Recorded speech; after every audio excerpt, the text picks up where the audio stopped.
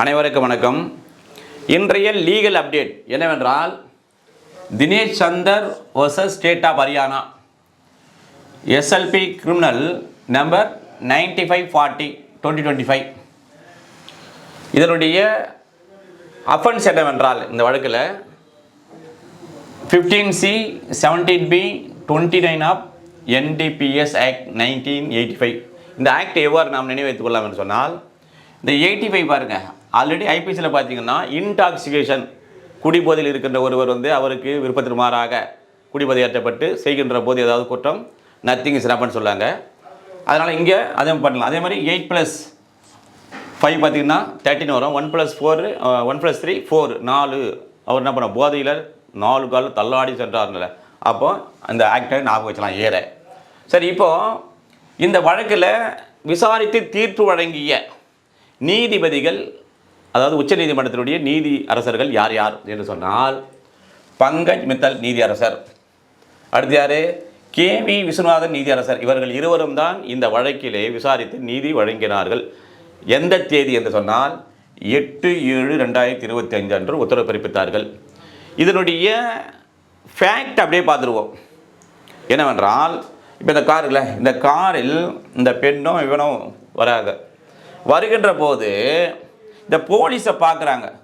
பார்த்த உடனே என்ன பண்ணுறாங்க, நேராக வராமல் அப்படியே திரும்பி போயிடலான்னு சொல்லிட்டு வண்டி திருப்புகின்ற போது போலீஸ் என்ன பண்ணுறாங்க, இந்த வண்டியை பரிசோதனை செய்கின்ற போது அந்த காரில் தொடா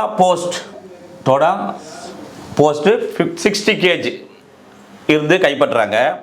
அதே போல் ஓபிஎம் 1 kg 800 grams வண்டியிலேருந்து கைப்பற்றுறாங்க. பிறகு இவர்களுக்கு இது எவ்வாறு கிடைச்சது, உங்களுக்கு யார் கொடுத்தாங்க, யார் சப்ளை பண்ணாங்க அப்படின்னு கேட்கின்ற போது, இந்த தினேஷ் இவர் தான் எங்களை கொடுத்தாருன்னு சொல்கிறாங்க. அப்போ இவங்களே இருந்த ஃபோனெல்லாம் கலெக்ட் பண்ணி சிடிஆர் சொல்ல கால் டீட்டெயில்ஸ் ரெக்கார்டு அதை பார்க்குறாங்க. எல்லாத்தையும் பார்த்தா இவர்கள் இருவருக்குமான தொடர்பு நடைபெற்று இருக்கிறது. அதே போல் இதையெல்லாம் வாங்குவதற்கான மணி டிரான்சாக்ஷன் இவருக்குள் நடைபெற்றிருக்கின்றது. அதனால் இவர் மேலேயும் இவர் குற்றவாளி ஆகிறார். இப்போ இவர் என்ன பண்ணுறாருன்னா, ஹைகோர்ட்டில் 482 BNSS 2023 படி முன்ஜாமீன் கேட்டு உயர் நீதிமன்றத்தில் இவர் மனு தாக்கல் செய்கிறார். எனக்கு முன்ஜாமீன் கொடுங்க அப்படின்னு. உயர் நீதிமன்றம் என்ன சொல்லுதுன்னு சொன்னால், இதற்கு முன்ஜாமீன் தர முடியாது என்று மறுத்துவிட்டது. பிறகு இவர் என்ன பண்ணுறாரு, உச்ச நீதிமன்றத்துக்கு SLP ஸ்பெஷல் லீவ் பெட்டிஷன் மூலமாக உச்ச நீதிமன்றத்தில் இங்கே முறையிடுகிறார். இப்போ இவர் உச்ச நீதிமன்றத்தில் அந்த முன்ஜாமீன் மனு தாக்கல் செய்கின்ற போதே சொல்லியிருப்பார், ஐயா இந்த மாதிரி NDPS வழக்கில் ஏற்கனவே முன்ஜாமீன் வழங்கி இருக்கிறீர்கள் என்று சொல்லி தான் இந்த என்ன பண்ணார், இவர் மனு எனக்கும் அதே மாதிரி நானும் NDPS ஆக்டினுடைய கீழே தான் நான் அஃபென்ஸ் பண்ணியதாக சொல்லியிருக்காங்க, எனக்கு நீங்கள் முன்ஜாமீன் தாருங்கள் என்று உச்சநீதிமன்றத்தில் அவர் மனு தாக்கல் செய்தார். ஆனால் உச்சநீதிமன்றம் என்ன சொல்லுது சொன்னால், ஹைட்ரோகுளோரைடு இது எதுக்கு பயன்படுத்தாங்கன்னு சொன்னால், இப்போ அறுவை சிகிச்சை இல்லை, அறுவை சிகிச்சைக்கு அந்த இடம்லாம் மறுத்து போகிறதுக்கு ஆப்ரேஷன் பண்ணுகின்ற போது பயன்படுத்தக்கூடியது. ரெண்டாவது, இந்த NDPS ஷெட்யூல் இருக்குதுல்ல, அதில் இந்த ட்ரக்ஸில் அது வருதான்னா வரவில்லை. அதே போல் இந்த ட்ரக்ஸ் ஆனது சைக்கோட்ராபிக் சப்ஸ்டான்ஸே வராது என்று உச்சநீதிமன்றம் இவருக்கு ஜாமீனை மறுத்திருக்கும். அதாவது உயர்நீதிமன்றமானது இவருக்கு முன்ஜாமீனை மறுத்தது என்பது எந்த விதமான தவறும் இழைக்கவில்லை, அது சரியாக தான் செய்திருக்கிறது என்று சொல்லி என்ன பண்ணாங்க, உச்ச நீதிமன்றமும் அந்த ஆன்டிசிபேட்டரி பெயில் டிஸ்மிஸ் செய்கிறார்கள்.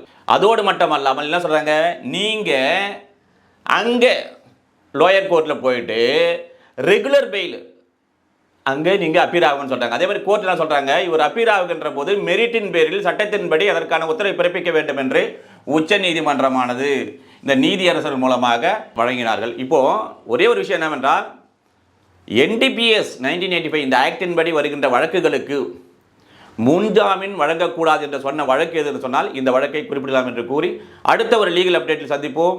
நன்றி, வணக்கம்.